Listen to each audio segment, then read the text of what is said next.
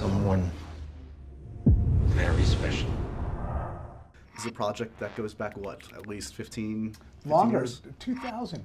We really acquired the rights to this as something for Jim to direct. And Jim set out to write the script, and it was his baby. He really believed in the story of Alita and the emotional journey that she goes on. In 2005, he got to a point where he had a script that he was happy with. At that same moment in time, we felt that we could maybe make a movie that Jim had written 10 years earlier, Avatar. And Jim was really faced with the dilemma, which movie to do. And I think one of the things that influenced him is that he felt that by making Avatar first, it would benefit the production of Alita more than vice versa. And that was the decision he made. And once Avatar became what it became, Jim realized that from a near-term directing future, he wouldn't have time for Alita. And we had to go out and find the right person, because we wanted to make this movie so badly, the right person to entrust it to. And we talked to a couple different filmmakers along the way, and it was never the right mix until we had a social lunch with this guy, Robert. And out of that... It was like with you, I was just as a fan, just asked, well, what happens to movies like that I've always heard you're going to make, like Alita Battle Angel, because now you're doing just Avatars. He said, I guess it doesn't get made, but if you can, I mean, I never cracked the script, but if you can figure it out, you could make it. So I was like, that's my summer project. I'll take that. He did all the heavy lifting already, and even had visualizations of it, pre-visualizations. You could kind of see the movie that he had in mind. It had the character with the larger manga eyes and sitting in a really realistic world, and it was just, you know, I couldn't believe he was going to even attempt this back in 2005. It's hard to do now, much less back then, but that's just how Jim rolls. You know, if he's not pushing 10, 15 years ahead of this, it's the only thing that'll push technology forward is if he takes on a project like that, and you have to figure it out, because that's a Jim Cameron movie. He gives you things you've never seen before. For audiences that don't know the source material, it might be shocking at first to sort of see this kind of character created for the big screen. There might be a period of adjustment when you first see that trailer. Just give me a sense of what if there was debate in terms of like how to depict her, how big the eyes are, how faithful to the source material, what the evolution of that was exactly. It wasn't really debate whether even to do it or not. It was always part of, it was more like finding the right proportions, that it still emotes incredibly well, yet buys into what he was trying to do. And it's just, it's much easier to do it right now because he had done Avatar already. But when you see something really new, at first it is off-putting. When people first saw, you know, I remember the famous CinemaCon release of the Avatar character. People were like, these blue guys, you really think this is going to work? And then it became the biggest movie of all time. Because once you start watching it in a movie, when you just see like a trailer or some shots, you're not emotionally involved in that. Yeah, yeah. You're just seeing something for the first time, and it's like, I don't know if that's new good or new bad. Right. And then when you get into a story, especially Jim's story, that pull you in and it's all about character and emotion, you're no longer watching that. You're into a story and you believe in everything that you're seeing. Do you guys think about often what the hardcore manga fans are going to think about this film? You obviously want to serve a wide audience, but that's a key part of the audience too. What do you think they're going to make of your interpretation of this? There's no more hardcore manga fan than Koshiro, the creator.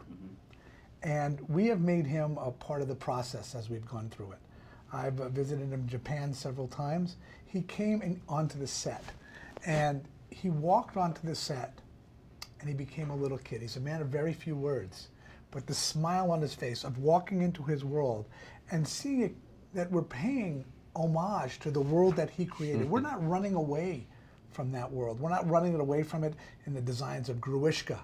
We're not running away with the designs of Japan. We're holding true to that, and he cannot be more supportive of what we're doing. Can you talk about sort of like what the best case scenario plan is for this? I mean, have you charted out multiple stories? Unless the first movie works, there's no point to think about it. We weren't making Avatar saying, okay, let's plan out 4 other sequels, you know, for Avatar. So, you know, we really invested in making this a complete story. But as Robert touched on, you know, Koshiro has written 30+ mangas. We pulled from 3 of them for this story. So there's plenty more places to go. Material to go. Jim recently talked about this being a family saga, and indeed we're going to see a next generation, I know, that have been cast in this. So if it's a family saga, who's our Michael Corleone? Who's our protagonist? Who are we following through? Is this Sam Worthington's story? Whose story is this? Well, I think it's Neytiri and Jake's story, Sam and Zoe's story, and the conflicts that they go through personally in raising a family in a mixed-race marriage, where one of them has suffered the loss of her home, her father, at the hands of his people. What does that mean? Raising 3 kids in this world. And I think one of the things that Jim does so well is he writes into his movies universal themes that are relatable to everybody. And there's no more universal theme than family. In 4 Avatar sequels, you can't find a role for Arnold Schwarzenegger to reteam with Jim. Can't we just find something for Arnold in there? You know, we were talking to Jim about that, and he thought better to try and find a role for you. I often compete with Arnold for the same role, so that makes perfect sense. But in an Avatar form, you can compete with anybody. This is true. This is true. Have you been able? I mean, Jim's obviously been an important collaborator through this entire process. Do you visit him on set? Does he visit you on set? I visited the set of the first Avatar. Yeah, I've known him a long time. He was inspired to put an Avid in his room, in his home, after he saw the one I was editing, Desperado and Dusk Till Dawn on. He said, I'm going to tear down a wall in my house too. I'm going to do that. I'm going to edit my next movie. And he won an Oscar for editing on Titanic. Amazing. So, you know, we've always inspired each other, but I get so inspired by him because he just works at a whole other level. You shot this, as always, all in Austin, and if you look at the film, it doesn't look like you shot this in Austin. Doesn't look like we shot it in Austin. Yeah, I try not to. But it's not to make it look like Austin. But the scale is remarkable. The scale was really like beyond amazing. Even anything. It was the biggest thing anybody done in Texas for sure. So. Yeah. You know, Robert said to us when we were thinking about where to make the movie, he said, John, if you're hiring a chef to make you a dinner, don't take them out of their kitchen to make the meal. I was cooking for him at the time too, because it's like, otherwise you're like, where's the spatula? Where's the? And it's going to take 10 times longer. And we shot very fast, very efficiently. Amazing. And last thing for you, we were talking about technology in terms of the challenges of this one. Again, Jim changed the game on Avatar from many standpoints. Do you think the next couple Avatar films are going to represent as big a technological advancement? And in what way? You know, I think that you know, these stories will again transport people to another world, that people will want to return to those characters and that world. And thanks to technology, we're going to be able to put up on the screen more engaging performances, more detail in the performances that we're performance capturing. Can't wait to see the finished product. Great. Good to see you both as always. Great. Good to see you, buddy.